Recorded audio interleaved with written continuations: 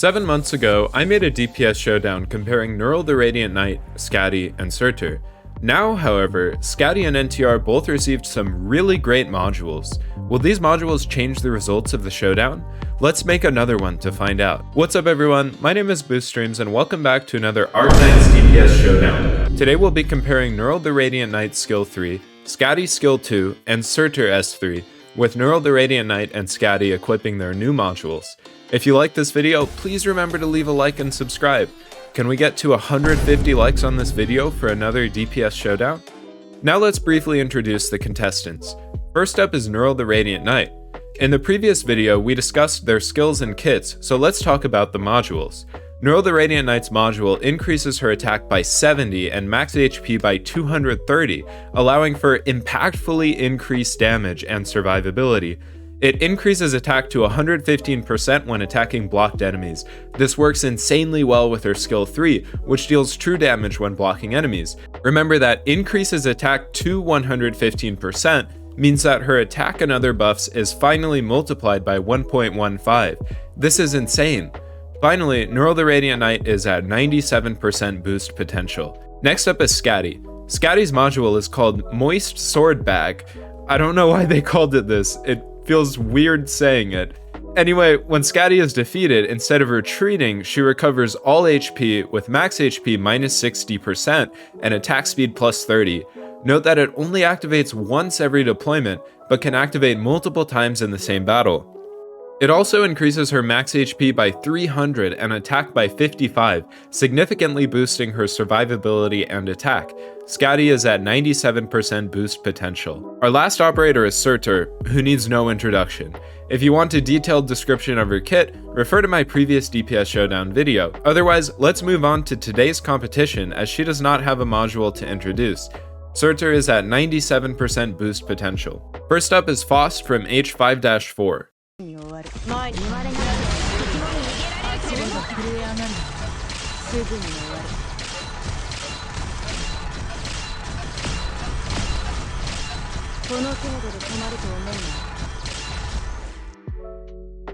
Nearl the Radiant Knight was able to take out Faust in a short 12 seconds and 16 frames. This is impressive because her skill 3 only deals true damage to enemies who are blocked, and Faust is unable to be blocked. Nevertheless, thanks to Faust's B defense, physical damage is quite effective against him, leading to such a short time. Without Nearl's module, she took out Faust in 16 seconds and 28 frames. I'm subtracting 30 frames because there was actually an error in timing in my previous video that I didn't catch until right now. Anyway, Nearl's long time was because she couldn't finish off Faust in one skill window before, but with her module, she tears right through him within her skill window. This is thanks to the extra 70 attack that her module provides, which is truly no joke. Let's take a look at Skadi. Skadi was able to slice through Faust in 12 seconds and 44 frames. This is an extremely impressive time, but unfortunately it was the slowest out of the 3 competitors. Once again, because of Faust's B defense, Skadi's physical damage was extremely effective. However, it was not effective enough to come out on top. Despite this, Skadi's time improved about 30 seconds with her new module. It is not as significant as Nearl's improvement because Skadi's module provides 55 attack rather than 70 attack, and she took out Faust within one skill window both times. Nevertheless, the extra 55 attack provided somewhat of an upgrade, but not enough to come out on top. Surtr was pretty interesting. The victor of this challenge took out Faust in a short 11 seconds and 28 frames. This is thanks to Surtr's skill 3's insane attack multipliers. Arts damage versus physical damage doesn't mean a lot here, since Faust has both B defense and res, so Surtr's high multipliers really came in clutch. One thing to note is that I did the timing a little differently in this video, following the rules of my other DPS showdowns by starting the timing upon skill activation rather than the first hit before skills, so Surtr's time was naturally lower than the last video. The results hold up, however, as Surtr once again had a faster time than Skadi. The only big difference here is Nearl's time, which just goes to show how impactful modules can be even when their trait isn't taken advantage of. Next up we have Pompeii from OF8.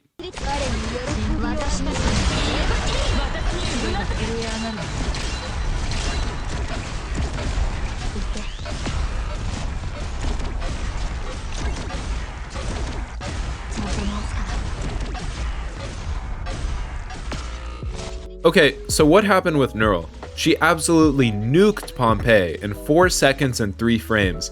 That's ridiculous. If we account for the difference in timing, that is roughly 5 seconds faster than her time without her module. This is because she is able to block Pompeii, which triggers her module's increase in attack to 115%, as well as her S3's true damage, which bypasses Pompeii's C defense.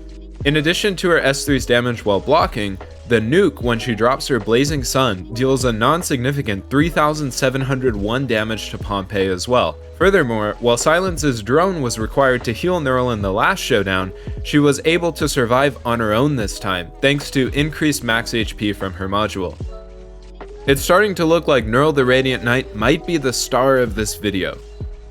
Next up is Skadi. Skadi's obliteration of Pompeii in a mere 9 seconds and 46 frames comes as no surprise, as her Orca thighs deal high physical damage. This is perfect for this situation since Pompeii has very low defense.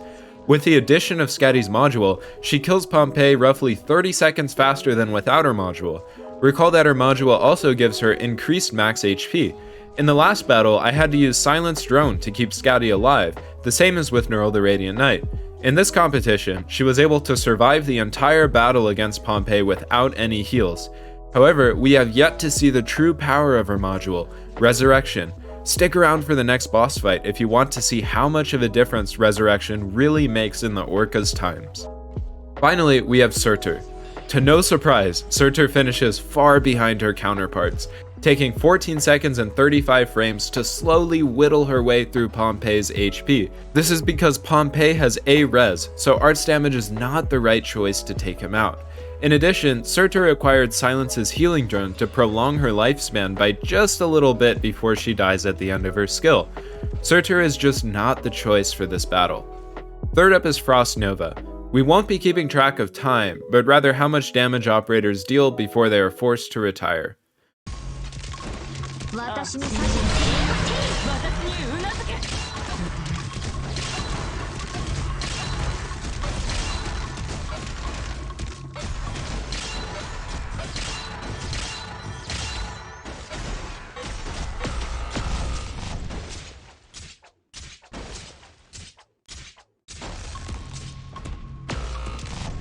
Nearl was able to block Frostnova with her Blazing Sun for her entire skill duration, continually stabbing Frostnova with high true damage.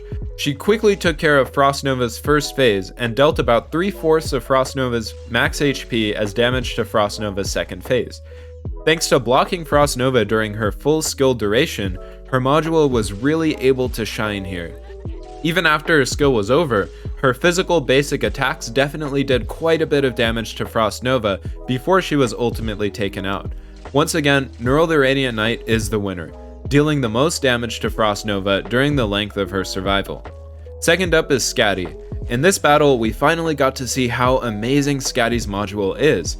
Skadi was able to down Frostnova's first phase in her normal skill 2 window, but without her module, she would have died after one hit on Frostnova's second phase. Thanks to her module's Resurrection with increased attack speed, she takes Frostnova's second phase HP down to well under half.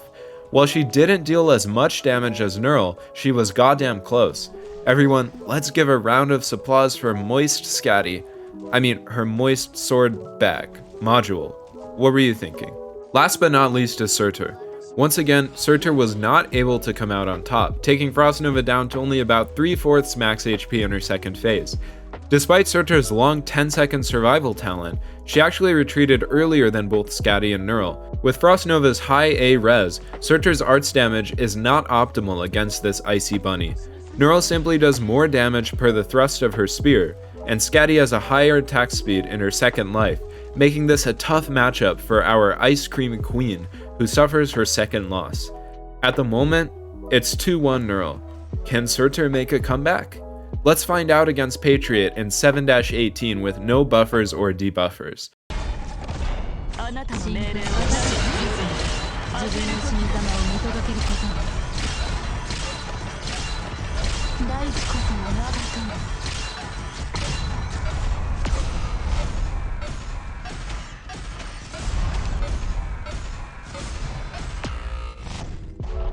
Nearl the Radiant Knight demolished Patriot with her true damage, taking out the boss's entire first phase with some skill time to spare.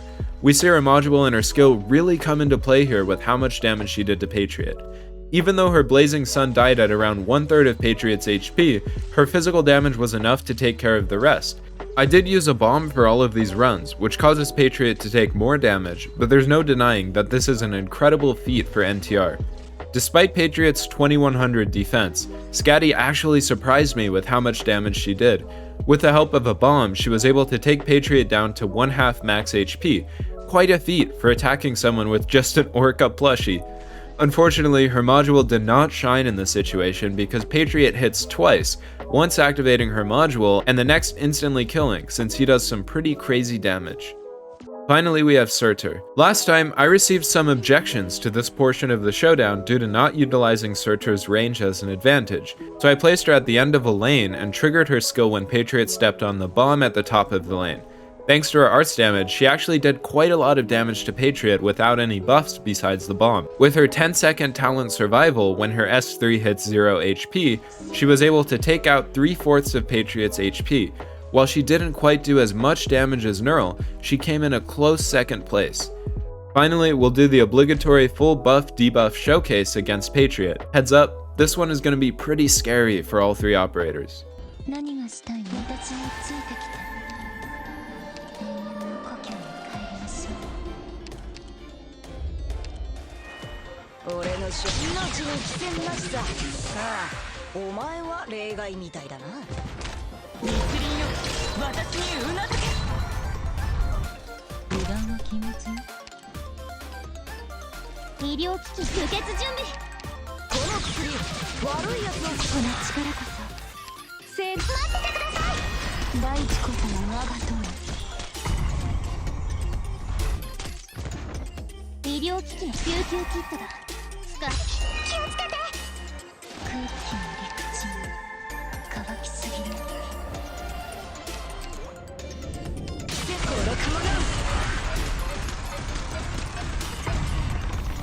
So what are the results?